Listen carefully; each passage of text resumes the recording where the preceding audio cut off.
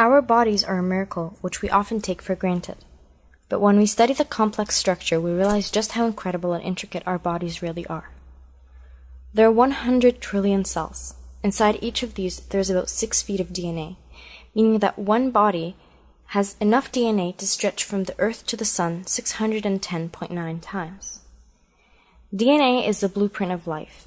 It tells our bodies to make exactly 206 bones, the smallest of which are in our ears and the strongest are in our thighs. It also tells our bodies to make between 650 and 850 muscles, 31 pairs of spinal nerves, and 1 billion neurons in our brains. We have 13 organ systems, and one of them is the endocrine system, which has several glands, and most important of which is the thyroid gland. It looks like a butterfly, and it is found in the neck below the thyroid cartilage. It regulates how sensitive the body is to hormones, the rate of manufacture of proteins, plays an important role in calcium homeostasis, and it regulates the rate of energy consumption by the body. How? By secreting thyroid hormones called T3 and T4, or thyroxine. These hormones control the rate of metabolism and affect the growth and function of many organs.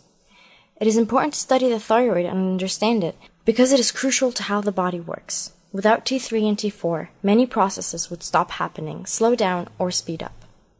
A Japanese physician named Hashimoto found that many of his patients were experiencing symptoms like depression, mania, sensitivity to heat or cold, fatigue, panic attacks, bradycardia, and tachycardia. And in 1912, he introduced the first recognized autoimmune disease, which is now known as Hashimoto's thyroditis. An autoimmune disease arises when the immune system wrongfully attacks organs or substances which belong normally in the body. Hashimoto's thyroiditis is the condition which causes the immune system to attack the thyroid gland, causing its function to become sluggish and reduce the production of T3 and T4. The condition is known as hypothyroidism. Other symptoms caused by hypothyroidism are hypoglycemia, constipation, migraines, muscle weakness, cramps, memory loss, infertility, hair loss, and of course, weight gain. The thyroid gland produces T4 based on orders from the pituitary gland in the brain. The liver then converts most of the T4 onto the active form of the hormone, T3, and sends it to all the cells.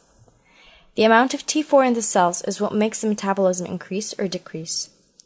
Some T4 is sent to the brain so that it can decide whether there is enough T4 or too little and adjust the number of orders it sends to the thyroid gland. Weight gain related to hypothyroidism will not respond to increased physical activity or cutting down on calorie intake because the body will hoard those few calories and convert them to fats. Also, the fatigue a patient feels will continue to increase due to lowering the calorie intake. Hypothyroidism usually goes undiagnosed because of the seemingly unrelated symptoms patients suffer from.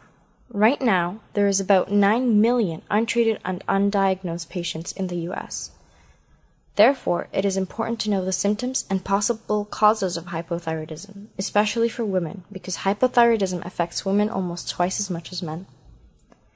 The disease is also genetic. If someone in the family has Hashimoto's thyroiditis or hypothyroidism, then you might be a candidate for the disease.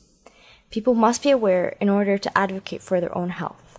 Furthermore, age plays a big factor because the body goes through natural changes. Hashimoto's thyroiditis, being an autoimmune disease, is not difficult to control. A patient would have to take immunosuppressants to slow down the activity of the immune system, and they would be fine. Thank you for watching, and I hope you enjoyed as much as you have learned.